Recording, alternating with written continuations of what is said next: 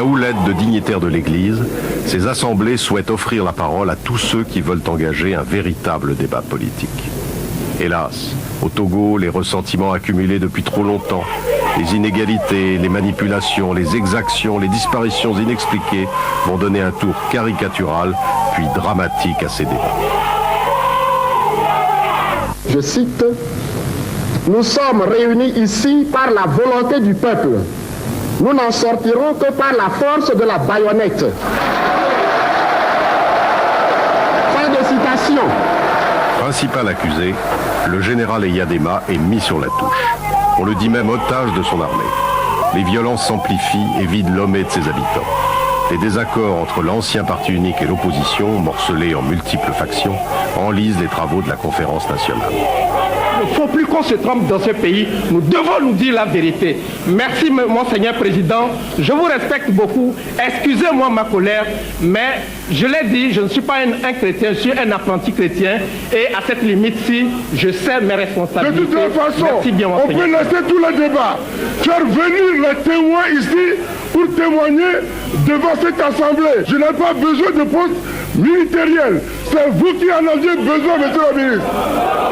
J'attends qu'on me donne l'autorisation de chercher les témoins. Je redis la parole à tout le monde et nous reverrons cela au niveau du présidium.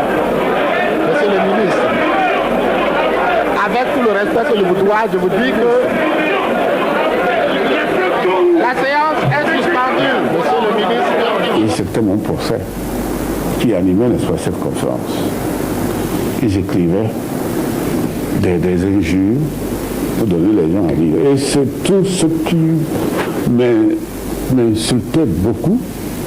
Ils avaient l'espoir d'être quelque chose, après moi. Voilà. Et alors, l'armée était énervée. Ils venaient me voir, et même la plupart des chefs d'État qui me téléphonaient. Ils me disaient, non, ils sont en train de salir toute l'Afrique, il faut... L'armée dit, donnez-nous des ordres. Je dis non. Ils ont fait des promesses démagogiques. Devant Dieu. Je sais qu'ils ne peuvent pas réaliser ces promesses-là. Tout ce qu'ils disent, ça ne m'engage pas, ça n'engage que nous. Nous sommes ici, Dieu nous connaît tous. Et il connaît les défauts et qualités de chacun. Alors, il faut les laisser aller jusqu'au bout. Celui qui a la diarrhée, on ne peut pas l'empêcher d'aller aux toilettes. On les a laissés. Ils ont fini leur conférence. Toujours mon procès. Et aujourd'hui, nous voilà, parce que Dieu a décidé autrement. Eyadema l'a emporté physiquement en faisant intervenir sa garde contre la résidence du Premier ministre, avec la désapprobation de l'ambassadeur de France de l'époque, mais avec l'approbation du président Mitterrand, qui a fait envoyer des troupes au Bénin, des troupes françaises au Bénin, pour éventuellement intervenir, bien sûr pour officiellement évacuer les Français, mais en fait peut-être pour soutenir Eyadema s'il le fallait. Mitterrand avait eu peur des conséquences de son discours de la Baule, s'était rendu compte au bout de quelques mois qu'il y avait beaucoup trop de désordre en Afrique. Les responsables du ministère de la Défense français savaient très bien que les troupes françaises stationnées en Afrique seraient tout à fait efficaces pour faire des évacuations de populations étrangères dans les pays africains s'il n'y avait que 2 ou 3 pays. Mais si par exemple il y avait 10 pays où il fallait évacuer les étrangers, notamment la communauté française, c'était une tâche absolument impossible pour l'armée française. Je suis absolument persuadé que le retour au pouvoir d'Eyadema, qui en 91, s'est fait avec l'approbation de François Mitterrand. Les années qui suivent voient le Togo s'enfoncer dans la nuit. La conférence nationale a accouché d'éphémères gouvernements de coalition et, malgré la présence d'observateurs étrangers, grèves, prises d'otages, assassinats et attentats rendent impossible toute réconciliation. Soutenu par une partie de l'opposition qui l'a su rallier à sa cause, Eyadema a peu à peu repris la main. Il est réélu président en 93 et en 98. Gilles Christ Olympio dénonce sans relâche ces élections et en appelle à la communauté internationale qui gèle tous ses programmes d'aide. Dans le même temps, de terribles accusations sont portées contre Eyadema. En avril 91, On a repêché dans la lagune de Bé une vingtaine de cadavres. Tuerie organisée par les militaires, affirme l'opposition. Mise en scène avec des corps prélevés à la morgue, répond la police. Un an après les élections de juin 1998, une nouvelle affaire éclate. Amnesty International accuse l'armée d'avoir massacré des centaines de prisonniers politiques et d'avoir largué leurs corps au-dessus de la mer. Les vagues en auraient rejeté des dizaines sur les plages. Une contre-enquête du gouvernement en réfute la plupart des indices. Mais en 2001, un rapport de l'Organisation de l'Unité africaine se révèle à nouveau accablant pour le régime en place. Il y a une chose qui soit absolument sûre, c'est qu'il y a un climat de violence extrêmement aigu. Pourquoi? Parce que c'est la lutte au couteau pour le pouvoir. Hein. Il faut appeler les choses par leur nom, c'est ça. En Afrique, le pouvoir, c'est l'argent, ça reste l'argent. L'argent, on ne l'acquiert pas le pouvoir politique, pas par le pouvoir économique. Le pouvoir économique découle du pouvoir politique, encore bien souvent. Et donc, dans ces conditions, la démocratisation, ça a été une lutte acharnée pour l'argent.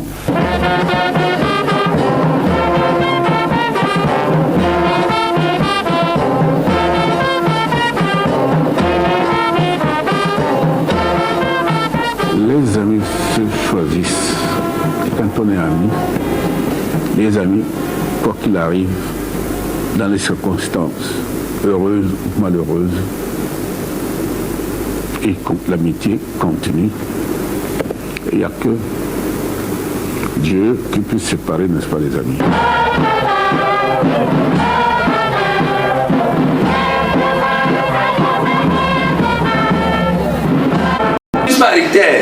La préoccupation majeure du président Yadema à l'époque, c'était sa candidature aux élections. Parce que l'acte de transition qu'on a repris dans le projet de constitution l'excluait en tant que membre de l'exécutif. Donc, il a déstabilisé la transition en faisant marcher ce que nous appelions à l'époque les éléments incontrôlés, les soldats là qui venaient faire n'importe quoi, n'importe où, comment. Et les milices et les soldats, parce qu'il y a des militaires aussi qui ont agi, on le sait très bien. Jusqu'à ce que la commission mixte soit réunie et qu'on ait trouvé la solution essentielle consistait à permettre au président Yadema d'être candidat.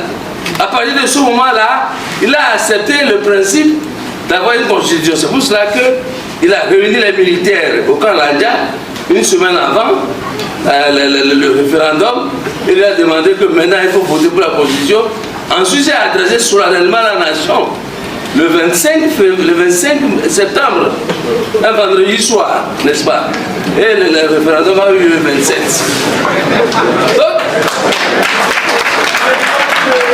Donc la préoccupation essentielle du président Yadema, ce n'était pas tout ce qu'on a listé. C'est juste un accompagnement. Mais le fond du problème était sa candidature. Étant entendu qu'on a maintenu ce que Kofigo savait déjà qu'il ne pouvait pas être candidat. C'est pourquoi on a changé la formule du projet, de l'avant-projet. Au lieu de dire les membres de l'exécutif, on a dit les membres du gouvernement ayant participé à la définition et la mise en œuvre de la politique pendant la transition ne peut pas être candidat, etc. C'est ça, c'est ça. Yadema était préoccupé par être réélu ou en tout cas s'arranger d'une manière ou d'une autre. Ensuite, la révision de 2002. C'est vrai que sur le plan principiel, c'est une révision qui a fait glisser le régime politique en l'améliorant dans les rapports entre le Premier ministre et le Président de la République. Ça mérite d'être souligné. Sauf qu'ils sont allés trop loin en enlevant au Premier ministre tout pouvoir de nomination. C'est pourquoi j'ai toujours dit depuis cette époque que s'il faut rééquilibrer la Constitution de ce point de vue-là, il faut limiter les pouvoirs de nomination du chef de l'État et permettre au Premier ministre de nommer aussi, comme le dit le Premier ministre, aux emplois civils et militaires. Alors là, il ne peut même pas prendre un arrêté. Quel est ce Premier ministre-là qui est chef de gouvernement? Donc c'est important. Il n'est pas le Premier ministre. Le Premier ministre togolais n'est pas comme le Premier ministre en Côte d'Ivoire ou au Sénégal. Non. Pour le chef de l'exécutif, le chef du gouvernement, en réalité, c'est le président de la République. Ici, nous avons un Premier ministre qui est chef de gouvernement. Lequel gouvernement, sous l'autorité du président de la République, détermine et conduit la politique de la nation? C'est des prérogatives très puissantes. Déterminer et conduire la politique de la nation, il qu'il dispose de la force armée et de l'administration et il dirige l'administration civile et militaire. Il dirige l'administration civile et militaire. Ici, le Premier ministre n'a même pas un cabinet militaire. Il ne peut même pas prendre un arrêté pour nommer un chef de corps quelque part. Parce qu'on considère que l'affaire militaire, c'est une affaire particulière au chef de l'État. C'est vraiment ridicule. On a réduit le Premier ministre au rôle d'accompagnateur. Vous savez, il y a les prérogatives de la position à la Cour constitutionnelle. Il y a la loi qui permet de voir comment elle est saisie, comment elle travaille, et puis là son règlement. Mais il y a aussi des pouvoirs que la Cour peut prendre elle-même du fait c'est elle qui interprète la Constitution. À ce titre, lorsque nous avions le dossier Padja-Yacine, nous avons saisi la Cour pour une argumentation solide et un droit comparé en disant que la Cour, ayant les attributions de protéger les droits fondamentaux, mais que la loi prévoyant sa saisine ne dit pas comment on peut défendre les droits fondamentaux en dehors des saisines par les autorités politiques et des députés, etc., comme vous l'avez dit, mais que la Cour n'a qu'à se saisir elle-même pour, comment dit-on ça, apprécier le dossier. Mais ils ont répondu que non, que la loi ne leur permet pas de saisir de ça. Je trouve que c'était vraiment dommage.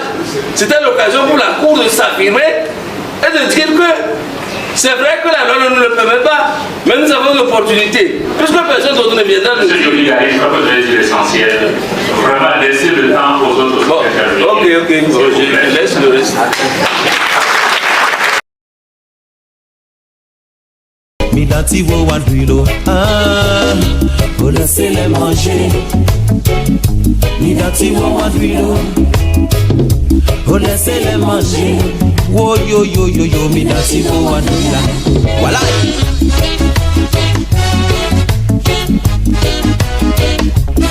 Me laisse faire.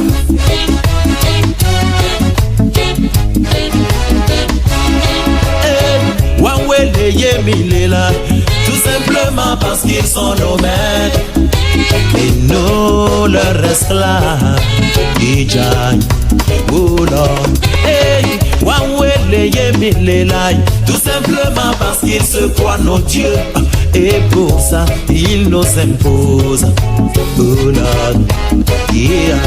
Yo son no sengo patapa dongo, yo son no sengo patapa dani, yo so ameta fuku dame wongo, ason le renye do mianti le poti jaja, wo yo yo yo, iya, oh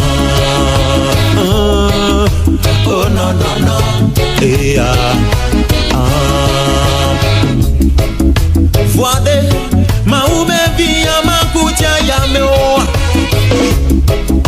voade jamais via makutia ya mola, oh voade ala bebi ya makutia ya meo, duade novi hela bando gade meade, ametafu ya magano anyo, hela bando gade meade, avifanfa ya magano anyo, woi hela bando gade meade, akonyi fanfa cha magano anyo, oh no no, no be yo ami mokata de no vieux, ouye, midati wo wa milo, jaja, midati wo wa milo, midati wo wa milo, jampi mudu na wagleto.